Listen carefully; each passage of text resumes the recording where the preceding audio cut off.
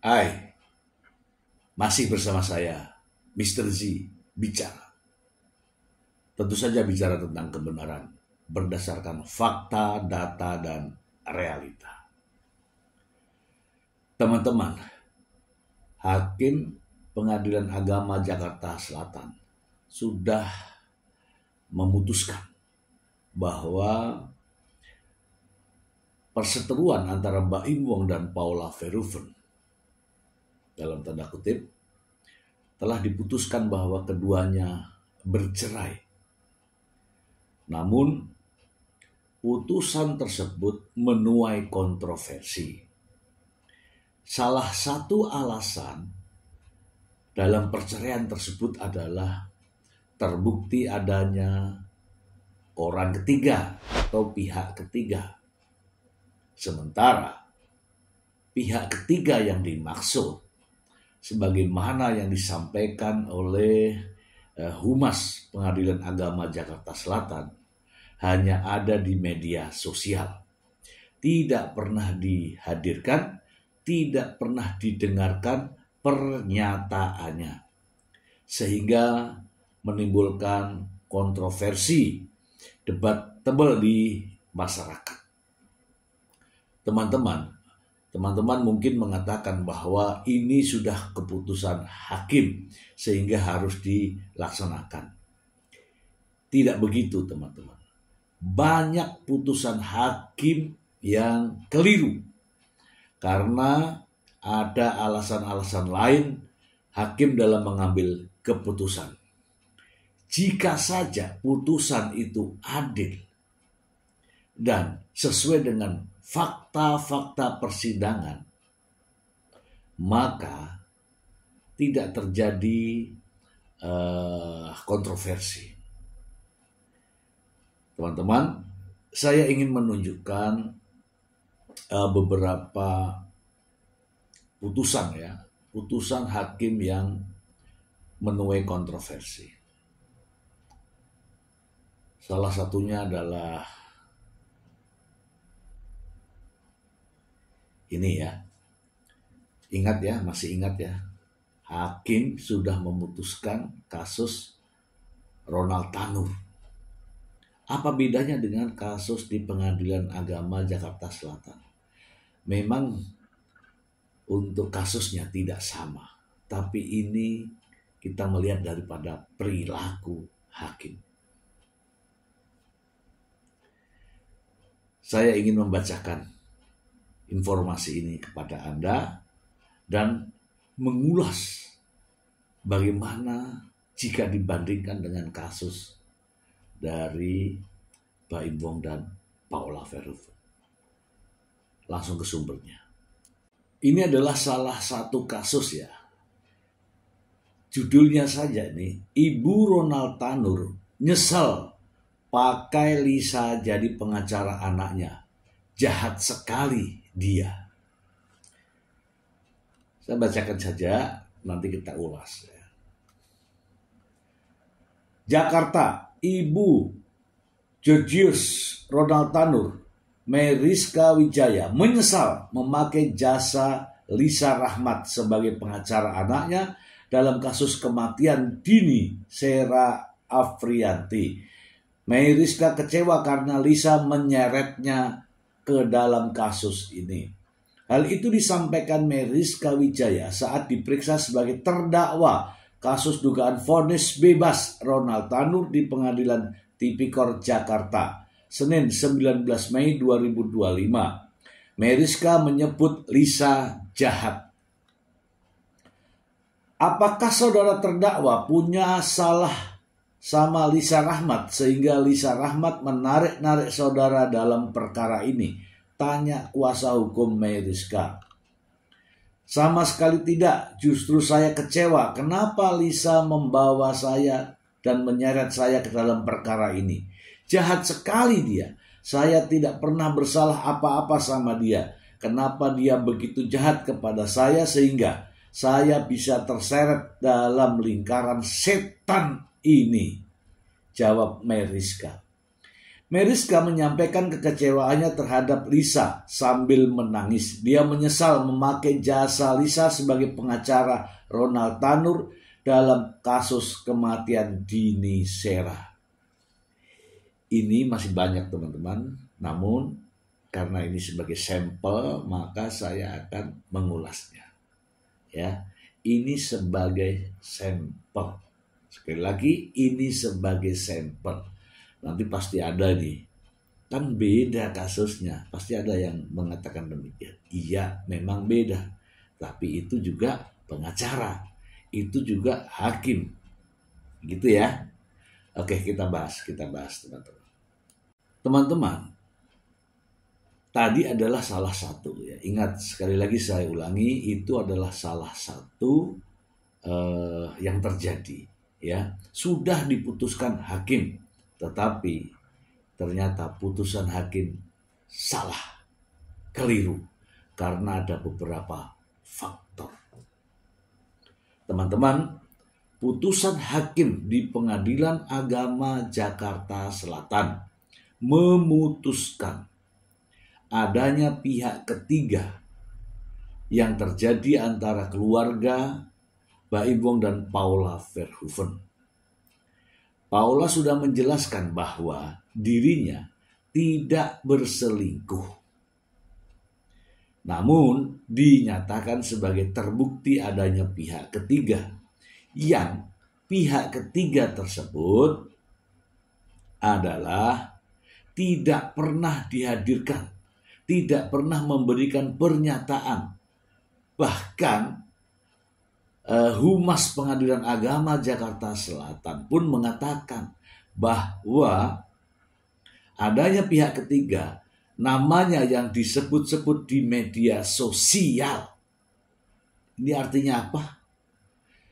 Artinya ya di media sosial, bukan pada fakta persidangan. Nah, kalau itu dijadikan dasar dalam putusan, ya seperti yang kita dengar, maka itu menurut saya itu mengambil dasarnya keliru. Dijadikan sebagai dasar untuk mengambil keputusan orang yang dikatakan sebagai pihak ketiga yang menuduh adanya terbukti berselingkuh, adanya pihak ketiga tadi, ternyata tidak pernah dihadirkan dalam fakta persidangan. Ini menurut teman-teman, silakan. Logika saja.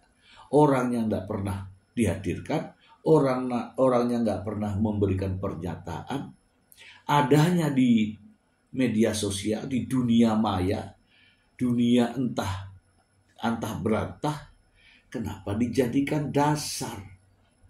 Ini ya teman-teman ya. Ini menjadi pertanyaan bagi kita semua. Nah, apa kaitannya dengan contoh yang tadi? Ini membuktikan bahwa hakim dalam mengambil keputusan pun bisa saja keliru. Bisa saja keliru.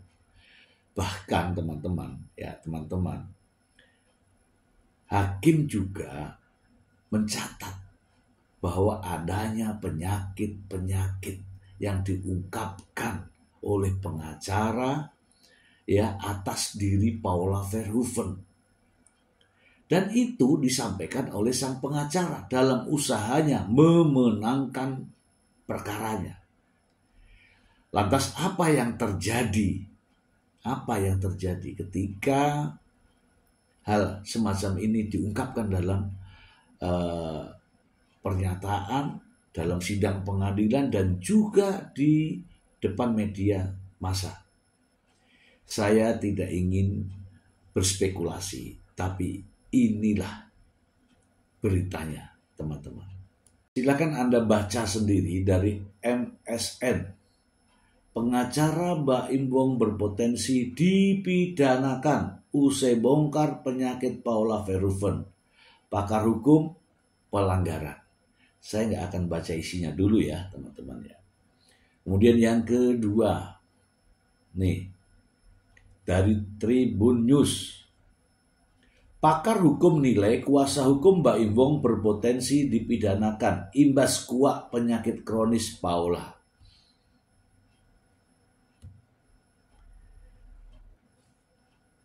Oke ya, kemudian ada lagi Tribun Kaltim.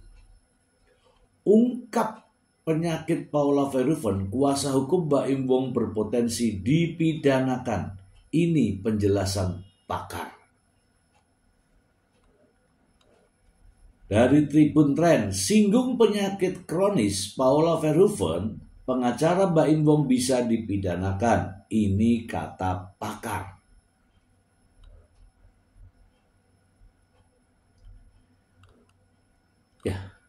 Ya kan? Dan masih banyak lagi informasi-informasi hal terkait masalah ini. Kita bahas teman-teman.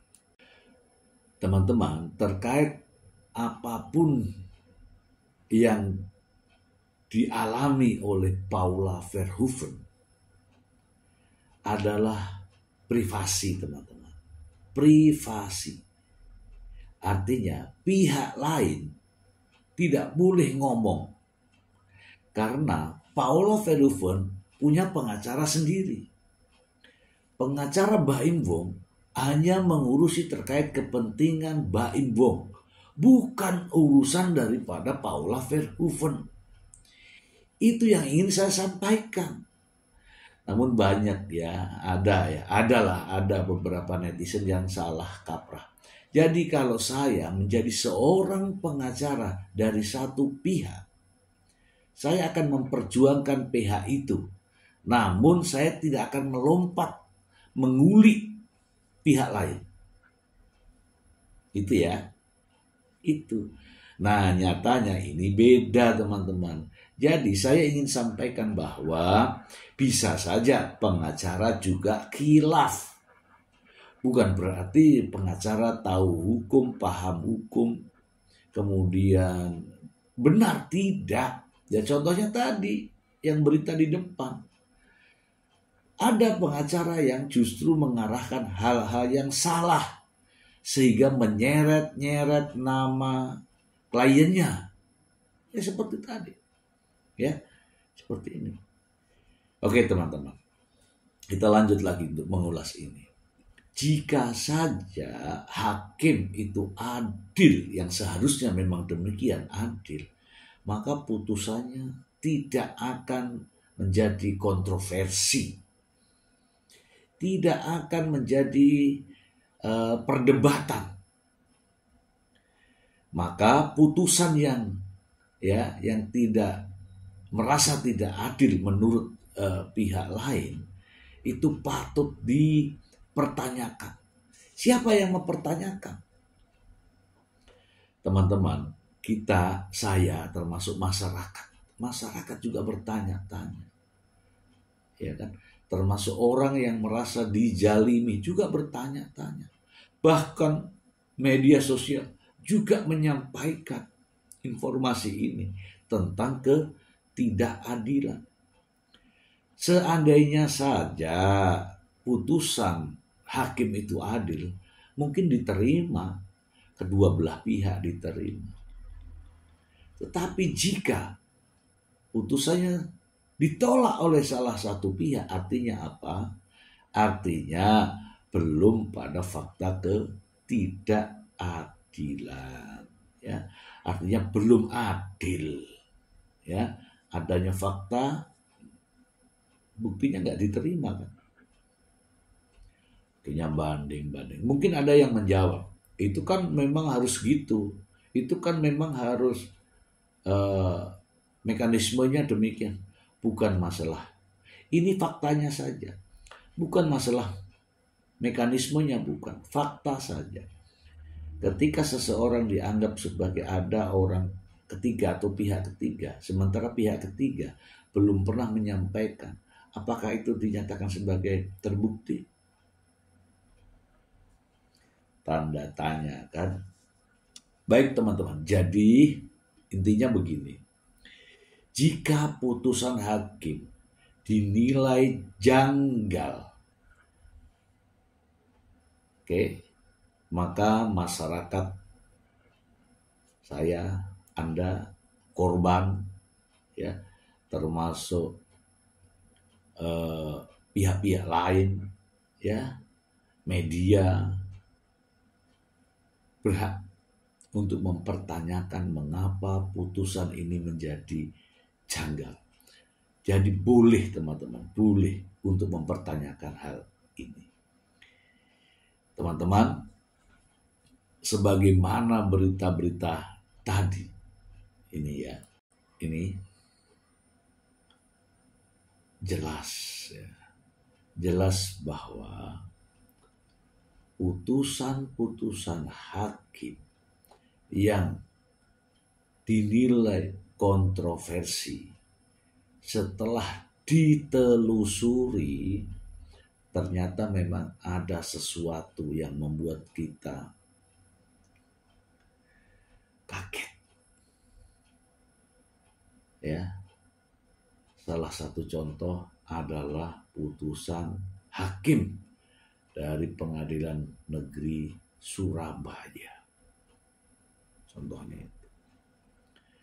Sidang sudah berlanjut, pembuktian sudah, kemudian diputuskan, bebas. Itu putusan hakim. Lantas, benarkah putusan hakim itu? Ternyata teman-teman, putusan hakim tidak benar. Tidak benar. Ternyata teman-teman, putusan hakim yang sudah disuarakan itu ternyata ada bau-bau.